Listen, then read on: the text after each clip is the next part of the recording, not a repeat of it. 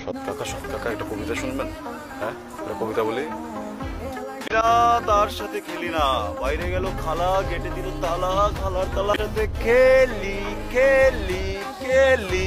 সিলেনা নামের যে একটা কাজের মেয়ে ছিল, বলেছিল কি ভাবছেন জানি না। পাশের বাড়ির দিন প্রত্যেক দিন ঘর মুছতে আসে, সোয়া 12টার দিকে আপনি দূরবীন গ্রিল বাই উপরে উঠে কি যেন দেখার চেষ্টা করেন। কাকা এইগুলো কি বলছো তুমি? কি বলতেছি তুই বোঝস না? দিমু কানের নিচে আওরা। হ্যাঁ, আমি কিন্তু যাওরা সব বুঝে গেছি গা। ক্লাস 8-এর বাচ্চারাও তো ছাড়স নাই, দোতলায় ভর্তি তো চেয়ার থাকস। ওই বেটা বলবেন নাই বাসে? হ্যাঁ, করতে হয় না করতে হয়, এটা মায়েরও ছাড়লি না।